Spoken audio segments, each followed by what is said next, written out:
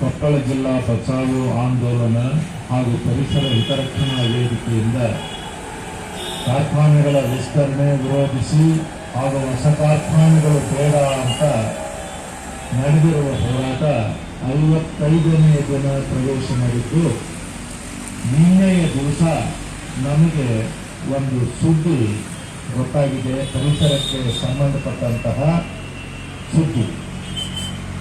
ಹಿರೇಬಗನಾಳದ ಗ್ರಾಮಕ್ಕೆ ಭೇಟಿ ಕೊಟ್ಟಂತಹ ಪರಿಸರ ಸಹಾಯಕ ಅಧಿಕಾರಿ ಅಮರ್ ಮತ್ತು ಹರಿಶಂಕರ್ ಎನ್ನುವ ಪರಿಸರ ಅಧಿಕಾರಿಗಳಿಗೆ ಅಲ್ಲಿಯ ಜನ ಘೇರಾವು ಹಾಕಿ ತಮ್ಮ ಮನೆಗೆ ಕರೆದೊಯ್ದು ತಮ್ಮ ದಿನನಿತ್ಯದ ಬದುಕು ಹೇಗೆ ಘೋರವಾಗಿದೆ ಅನ್ನುವುದನ್ನು ವಿವರಿಸಿದ್ದಾರೆ. ತಮ್ಮ ದವಸ ಧಾನ್ಯ, ಶುದ್ಧ ಮಾಡಿದ ಆಹಾರ, ತೆಗೆದಿಟ್ಟಂತಹ ನೀರು, ನೆಲ ಎಲ್ಲವನ್ನೂ ಕೂಡ ಅವರು ಅನಾವರಣ ಮಾಡಿ ಇಲ್ಲಿ ನಾವು ಹೇಗೆ ಬದುಕಬೇಕು, ನಮ್ಮನ್ನು ಬಂಧಿಸಿರಿ ಇಲ್ಲವೇ ನಮಗೆ ವಿಷ ಕೊಡಿ ಅಂತ ಕಾರ್ಖಾನೆಗಳಿಂದ ಬಾಧಿತವಾಗಿರ್ತಕ್ಕಂತಹ ಪ್ರದೇಶವಾಗಿರ್ತಕ್ಕಂಥ ಹಿರೇಬಗನಾಳದ ರೈತರ ಹೋರಾಟಕ್ಕೆ ನಮ್ಮ ಕೊಪ್ಪಳ ಜಿಲ್ಲಾ ಬಚಾವು ಆಂದೋಲನ ಹಾಗೂ ಪರಿಸರ ಹಿತರಕ್ಷಣಾ ವೇದಿಕೆ ಸಂಪೂರ್ಣ ಬೆಂಬಲವನ್ನು ವ್ಯಕ್ತಪಡಿಸುತ್ತದೆ. ನಾವು ಅವರ ಹೋರಾಟದಲ್ಲಿ ಇದ್ದೇವೆ, ಅವರು ನಮ್ಮ ಹೋರಾಟದಲ್ಲಿ ಇದ್ದಾರೆ. ಈ ಹೋರಾಟದಿಂದ ಜನರಿಗೆ ಧ್ವನಿಯೆತ್ತುವಂತಹ ಒಂದು ಶಕ್ತಿ ಬಂದಿದೆ. ಈ ಶಕ್ತಿ ಮಾರ್ಪಡಬೇಕಾಗಿದೆ. ಅದು ಜನಶಕ್ತಿಯಾಗಿ ಮಾರ್ಪಡ್ತಕ್ಕಂಥ ಒಂದು ಹಂತದಲ್ಲಿ ಇದೆ. ಕರ್ನಾಟಕ ಸರ್ಕಾರ ಬೇಗನೆ ಕಣ್ತೆಗೆಯಬೇಕು.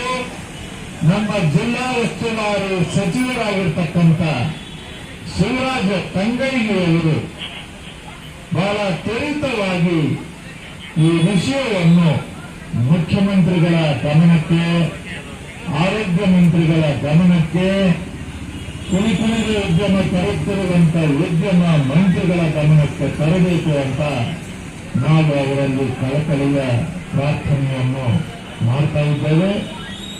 ಕೊಪ್ಪಳದ ಜನ ತ್ವರಿತವಾಗಿ ಜಾಗೃತರಾಗಬೇಕು. ಇದು ಜನಾಂದೋಲನ ಆಗಿ ಮಾರ್ಪಾಟವಾದರೆ ಕರ್ತಕ್ಕಂಥ ಒಂದು ಸಾಧ್ಯತೆ ಇದೆ ಅಂತ ಎಲ್ಲರೂ ಸಲಹೆ ಸೂಚನೆಗಳನ್ನು ಕೊಡ್ತಾ ಇದ್ದಾರೆ. ಗಿಣಿಗೇರಿ, ಅಲ್ಲಾನಗರ, ಬಗನಾಳ 20 ಗ್ರಾಮಗಳು ಹಾಳಾಗಿದ್ದನ್ನು ನೋಡಿ ಕೂಡ ನಾವು ಇನ್ನೂ ಎಚ್ಚರಗೊಂಡಿಲ್ಲ ಅಂದ್ರೆ ಅದು ದೊಡ್ಡ ತಪ್ಪು. ಕೊಪ್ಪಳದ ಪರಿಸರ ಈಗಾಗಲೇ 40% ಹಾಳಾಗಿದೆ, ಒಂದೇ ಒಂದು ಹೊಗೆ ಕೊಳವೆಯಿಂದ. ಎಂಎಸ್ಪಿಎಲ್ ವಿಸ್ತರಣೆ ಬಂದ್ರೆ 27 ಹೊಗೆ ಕೊಳವೆಗಳು ಬರ್ತವೆ. ಕೊಪ್ಪಳ ಅದು ಸಂಪೂರ್ಣವಾಗಿ ಹರಿಹರ ಆಗುತ್ತೆ. ಕೊಪ್ಪಳ ಅದು ಇನ್ನೊಂದು ಜಿಂದಾಲ್ ಪ್ರದೇಶಗಳ ಸುತ್ತಮುತ್ತಲ ಹಳ್ಳಿಗಳ ತೋರಣಗಳಾಗ್ತದೆ ಅಂತ ನಾನು ಹೇಳ ಬಯಸ್ತಾ ಇದ್ದೇನೆ. ನಿನ್ನೆ ನಮಗೆ ತಡವಾಗಿ ಈ ಸುದ್ದಿ ತಿಳಿದಿದ್ದರಿಂದ ನಾವು ಹಿರೇಬಗನಾಳಕ್ಕೆ ಧಾವಿಸಿ ಹೋಗಲಿಕ್ಕೆ ಸಾಧ್ಯವಾಗಿಲ್ಲ. ರಾತ್ರಿ ಚಳಿ. ಇವತ್ತು ನಾವು ಅವರ ಹೋರಾಟಕ್ಕೆ ಸಂಪೂರ್ಣವಾಗಿ ಮತ್ತೊಮ್ಮೆ ಮಗದೊಮ್ಮೆ ನಾವು ಬೆಂಬಲವನ್ನು ವ್ಯಕ್ತಪಡಿಸ್ತಾ ಇದ್ದೇವೆ. ಕೊಪ್ಪಳ ಜಿಲ್ಲಾ ಬಚಾವು ಆಂದೋಲನ ಹಾಗೂ ಪರಿಸರ ಹಿತರಕ್ಷಣಾ ವೇದಿಕೆ ಅವರ ಜೊತೆಗಿದೆ. ನಮ್ಮನ್ನು ಬಂಧಿಸಿ ಇಲ್ಲವೇ ನಮಗೆ ವಿಷ ಕೊಡಿ ಅಂತ ರೈತರು ಪಟ್ಟು ಹಿಡಿದಿದ್ದಾರೆ.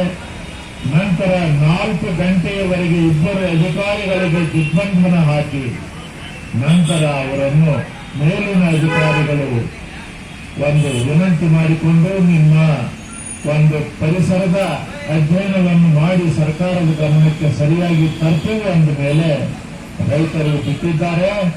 ಈ ಹಿನ್ನೆಲೆಯಲ್ಲಿ ಆ ಭಾಗದ ಪರಿಸರ ಅಧ್ಯಯನ ಆಗಬೇಕು ಅನ್ನುವಂಥ ನನ್ನ ಮಾತಿಗೆ ಒಂದು ಬಲವಾದ ಸಮರ್ಥನೆ ದೊರಕಿದೆ. ಮತ್ತು ರೈತರ ಆರೋಗ್ಯ ಅಲ್ಲಿ ಹದಗೆಟ್ಟಿರತಕ್ಕಂಥದ್ದು ಮೇಲ್ನೋಟಕ್ಕೆ ಕಾಣ್ತಾ ಇದೆ.